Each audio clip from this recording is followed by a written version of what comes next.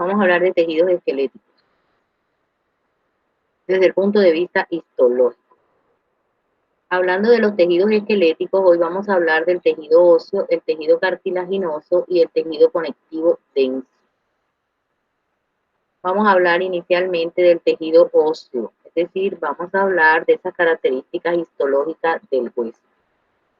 Si bien el hueso está formado en gran parte por tejido óseo, el hueso tiene muchas funciones, entre otras, una función de sostén, una función de protección, depósito de minerales y una de ellas importante, la hematopoiesis, porque es a nivel de la médula ósea donde se forman los elementos figurados de la sangre, como son los glóbulos rojos.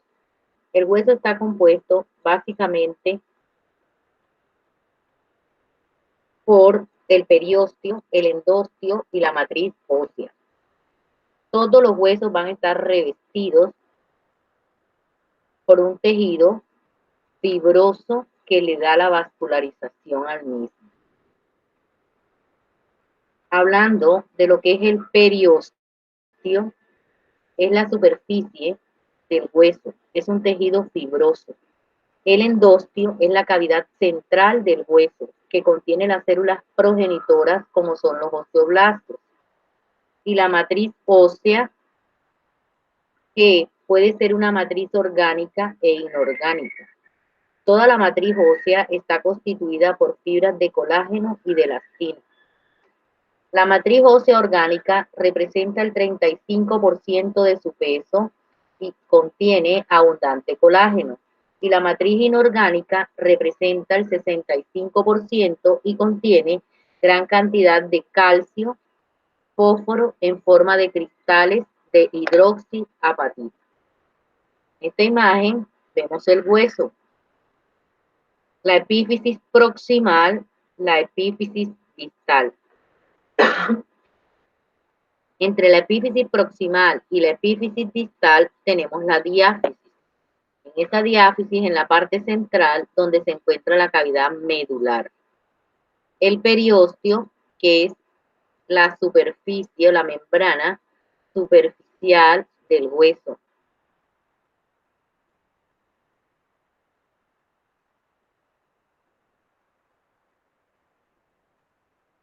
En esta imagen vemos que debajo de la piel vamos a encontrar lo que es el periósteo, que va a estar cubriendo al hueso.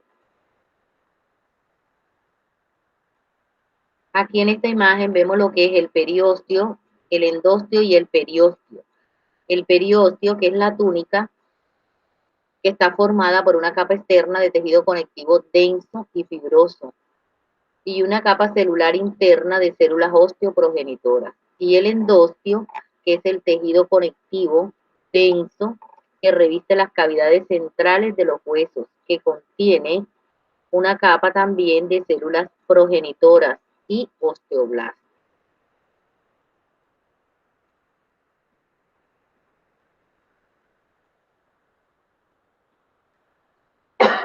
En esta imagen vemos desde el punto de vista histológico el periósteo, que es la membrana superficial, la matriz ósea, el hueso compacto, que ahorita vamos a hablar de lo que es el hueso compacto, y el endostio, que está más hacia adentro, la capa más interna. En esta imagen igual el periósteo superficial y el endostio, la parte interna. La matriz, que decíamos que la matriz puede ser una matriz orgánica e inorgánica y que va a corresponder aproximadamente al 50% del peso del hueso. Recordemos que esta matriz ósea va a estar constituida por abundantes fibras de colágeno y de elastina. En cuanto al tejido óseo, tiene tres tipos de células: los osteocitos, los osteoblastos y los osteoclastos. En esta imagen vamos a ver los osteocitos, que se diferencian del osteoblasto una vez que quedan rodeados de matriz ósea y se encargan de mantener el tejido óseo. los osteoblastos, que son células secretoras con capacidad de dividirse, y los osteoclastos, que derivan de células hematopoyéticas mononucleares y son los encargados de la reabsorción y de la remodelación ósea. En esta imagen observamos los osteocitos. Los osteocitos son células maduras derivadas de los osteoblastos. Es la célula principal del hueso maduro. Generalmente residen en una laguna que está rodeada por matriz intersticial calcificada. Son los encargados del mantenimiento de la matriz ósea.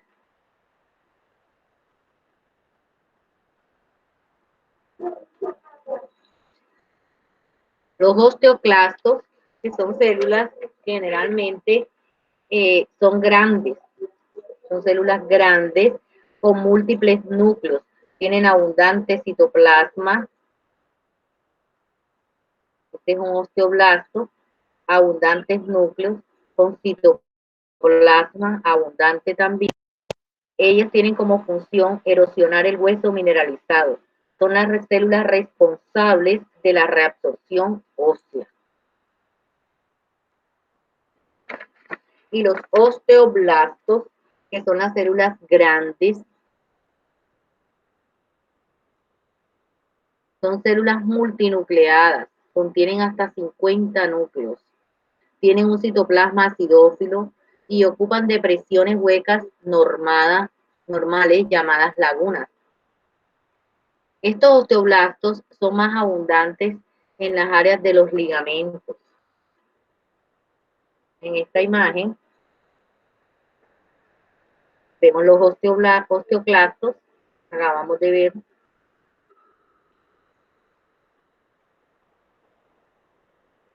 Y acá en esta imagen estamos viendo los osteoblastos, los osteocitos y los osteoclastos.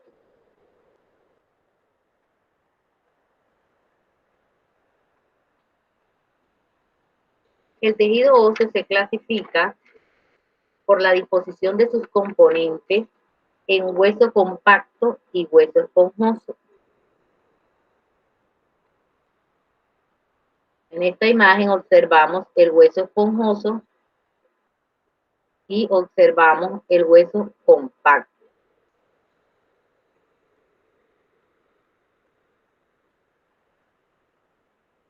El hueso esponjoso que se caracteriza porque es un hueso trabecular, posee espacios medulares rodeados por trabéculas que están compuestas por varias laminillas. En esta imagen la vemos mejor, las laminillas que conforman al hueso esponjoso. En medio de ellas vemos células óseas, los osteocitos.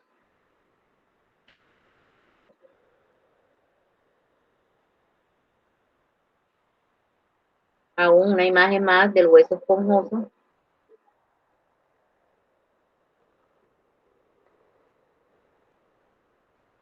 El hueso compacto, que generalmente es un hueso denso. La matriz contiene gran cantidad de hidroxiapatita. Las cavidades medulares son muy reducidas. Tiene abundante tejido óseo y está formado por unidades. Estas unidades son las llamadas sistemas de Haber o osteonas, también se llaman. Aquí vemos un hueso compacto, se caracteriza por tener espículas y una de las características importantes es que ese hueso compacto está formado por esas unidades llamadas canales o sistema de Haber u osteonas. Aquí lo vemos mejor, que son laminillas concéntricas que van a formar ese sistema de Haber.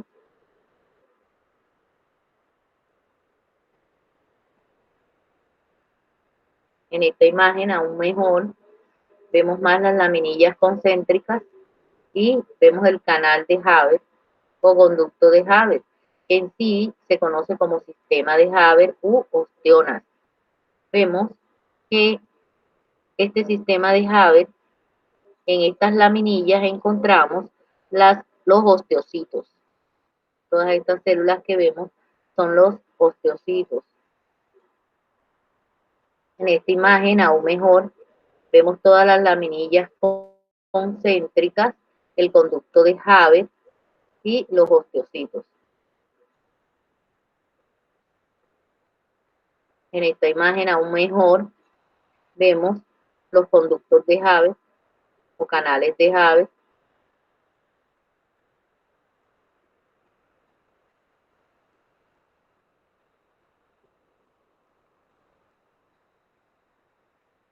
Los conductos de Haber generalmente son característicos del tejido óseo. En cada conducto de Haber se va a encontrar uno o dos capilares. Los conductos de Haber se van a comunicar entre sí por unos conductos transversales que son llamados conductos de Wolman. Ellos se van a comunicar a través de unos conductos llamados conductos de Wolman.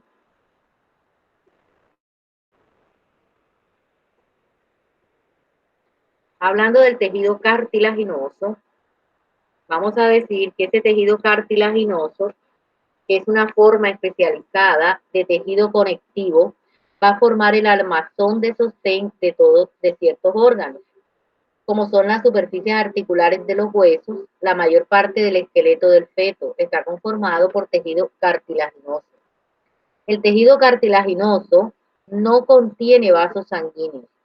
La nutrición está dada por la sustancia fundamental.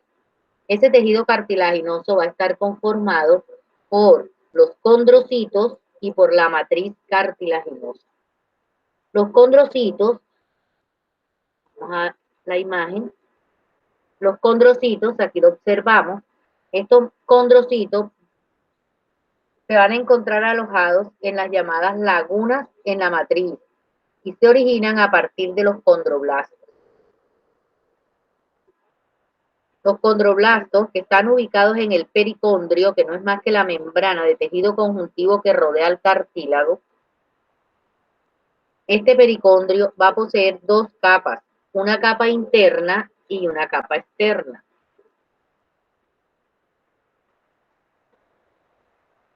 La capa interna va a estar formada por condroblastos, que son células que secretan la matriz cartilaginosa. En la medida en que los condroblastos van quedando encerrados en sus propias secreciones, se les conoce como condrocitos. Aquí estamos observando los condrocitos.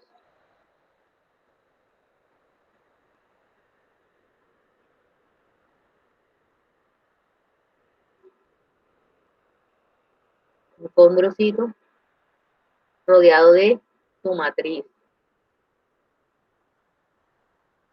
Y la capa externa es fibrosa y contiene fibroblastos y abundantes colágenos.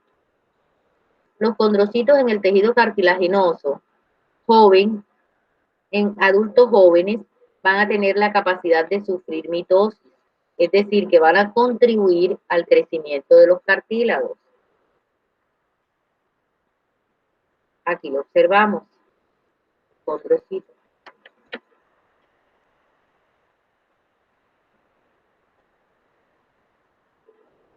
En cuanto a la matriz cartilaginosa, es el segundo componente del tejido cartilaginoso. Esta matriz cartilaginosa se caracteriza porque es un tejido avascular, es decir, no contiene vasos sanguíneos, pero contiene gran cantidad de colágeno tipo 2, incluido en la sustancia fundamental amorfa que es llamada ácido hialurónico, al cual se unen los proteoglucanos, como es el condroitín sulfato. Además, esa matriz contiene gran cantidad de glucoproteínas que permiten el contacto de las células de la matriz. Es decir, que las glucoproteínas son las que ayudan a que las células de la matriz estén y se pongan en contacto.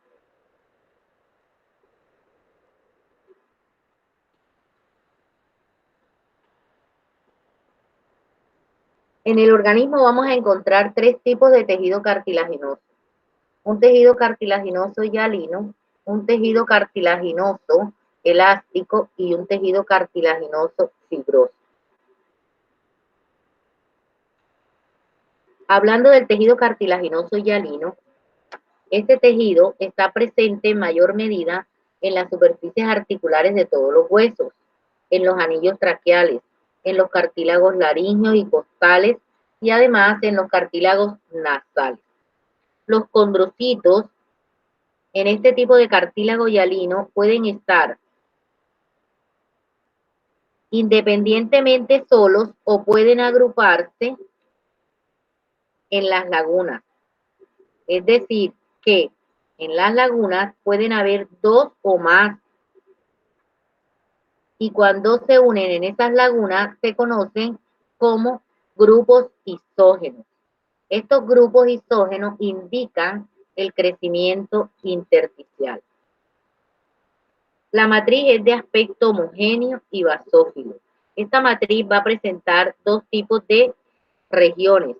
Una matriz territorial, que es una zona más oscura, que se tiñe con mayor intensidad y que rodea a las lagunas. Y una matriz interterritorial, que es el de color más pálido. Las fibras de colágeno van a estar enmascaradas por la sustancia fundamental.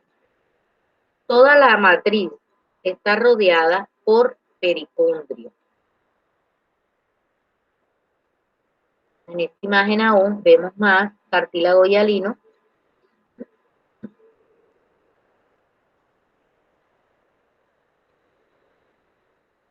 Tejido cartilaginoso elástico. El tejido cartilaginoso elástico, que es el otro tipo de tejido de cartílago, tejido cartilaginoso, ese tejido elástico se va a encontrar más que todo en lo que es la epiglotis, en el conducto auditivo externo, en la faringe.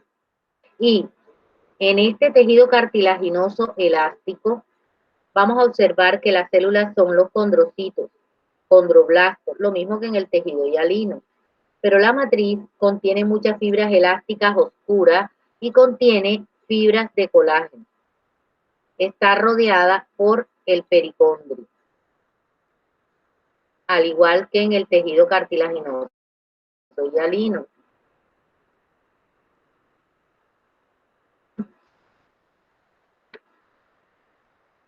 Aquí vemos las fibrillas elásticas que contiene la matriz.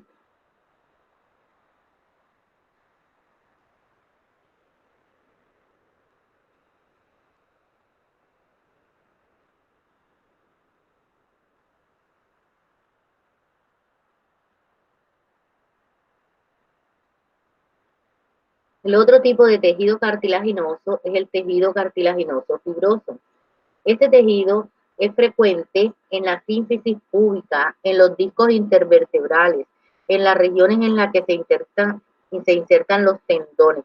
Es donde más abunda este tejido cartilaginoso fibroso. Los condrocitos de este tejido son más pequeños y están distribuidos en pliegues longitudinales paralelos entre sí, con abundantes fibras de colágeno. La sustancia fundamental de la matriz es escasa. Tienen condroitín sulfato, proteínas y ácido hialurónico, además de abundantes fibras de colágeno y carecen de pericondrio. Es la diferencia entre el cartílago hialino, el cartílago elástico y el cartílago fibroso. El cartílago fibroso carece de pericondrio, es decir, que no tiene esa membrana externa. Además, que tiene el cartílago hialino y el cartílago elástico. En esta imagen podemos ver mejor la distribución en paralelo en forma de fibras.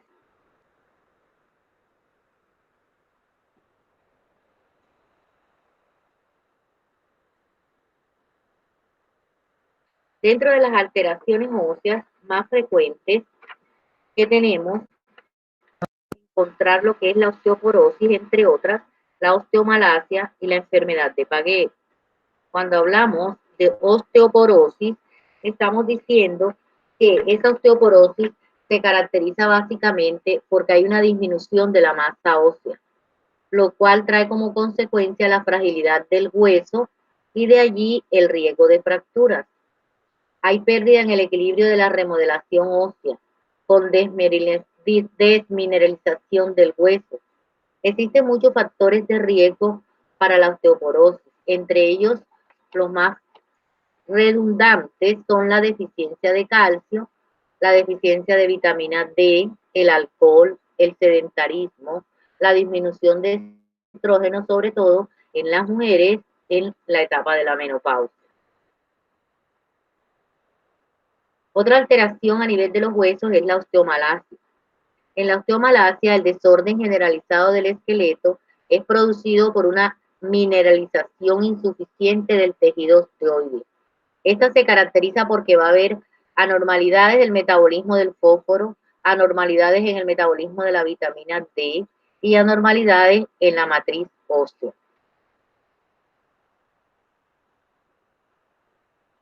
Tenemos la enfermedad de Paget. En la enfermedad de Paget, que se cree que existe un componente familiar, heredofamiliar, se observa más que todo en personas de edad avanzada. Inicialmente se caracteriza porque carece de síntomas, pero la alteración provoca un engrosamiento de los huesos, sobre todo del cráneo y de las extremidades. Pero este engrosamiento es de consistencia blanda, lo cual produce la deformidad de las extremidades.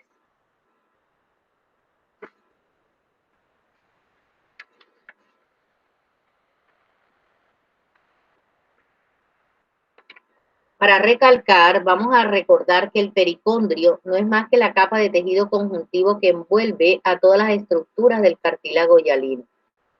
Es frecuente